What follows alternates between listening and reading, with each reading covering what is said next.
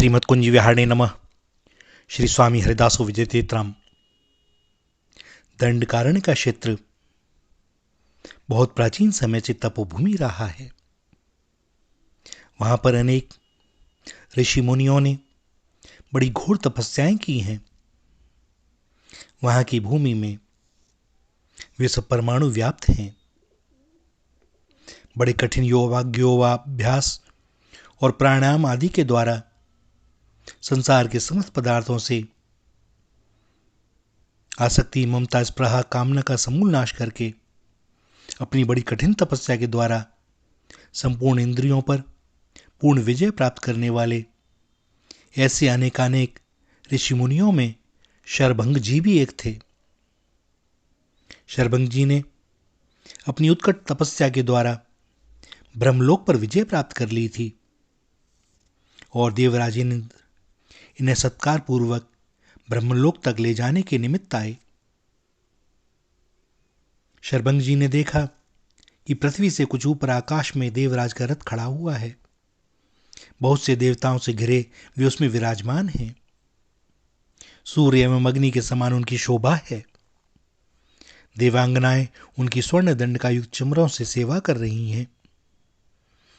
इंद्र के मस्तक पर श्वेत छत्र शोभायमान है।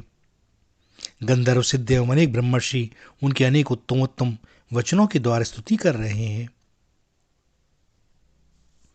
शरभंग जी इंद्र के साथ ब्रह्मलोक की यात्रा के लिए प्रस्तुत हो ही रहे थे कि इन्हें पता चला कि राजीव लोचन, कौशल किशोर, श्री राघवेंद्र, रामभद्र, भ्राता लक्ष्मण एवं भगवती श्री सीता जी के सहित इनके आश्रम की ओर पधार रहे हैं।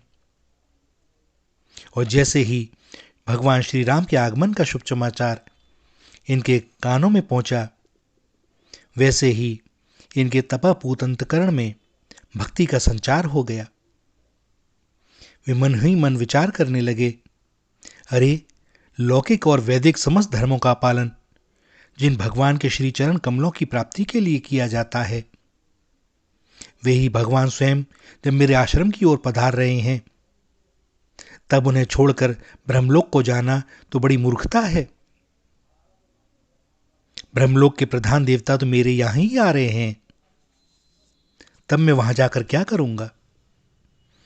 अतः मन ही मन यह निश्चय कर कि तपस्या के प्रभाव से मैंने जिन जिन लोकों पर अधिकार प्राप्त किया है, वे सब मैं भगवान के श्री चरणों में समर्पित करता हूं। इन्होंने देवराज इंद्र को विदा कर दिया। ऋषि शरभंग जी के अंतकरण में प्रेम जनित विरह भाव का उदय हो गया। चितवत पंथ रहेउ दिन राति। वे भगवान श्री राम की अल्पकाल की प्रतीक्षा को भी युग युगों के समान समझने लगे। इन्होंने विचार किया कि भगवान श्री राम के सम्मुख ही मैं इस नश्वर देह का त्याग करूंगा। और इस दृढ़ संकल्प के साथ वे भगवान राम की प्रतीक्षा करने लगे। और एक दिन कमल दल लोचन श्याम सुंदर भगवान श्री राम इनके आश्रम पर पधारे। जगत जननी श्री सीता जी और लक्ष्मण जी के साथ रघुनंदन को मुनिवर ने देखा। नेत्र और कुछ अब देखना ही नहीं चाहते। कंठ गदगद हो गया। नेत्रों से प्रेमाश्रु बहने लगे और वे भगवान से बोले, चितवत पंथ रहु दिन राति। अब प्रभु देख जुड़ानी छाती। नाथ सकल साधन में हीना, कीन्ही कृपा जानी जनु दीना। और भगवान श्री राम को देखते ही प्रेमवश इनके नेत्र भगवान के रूप सुधा मकरंद का पान करने लगे। इनके नेत्रों के सम्मुख तो भगवान थे ही। धीरे धीरे उन्होंने उन्हें अपने अंतकरण में बड़े प्रेम से हृदय सिंहासन पर विराजित कर लिया।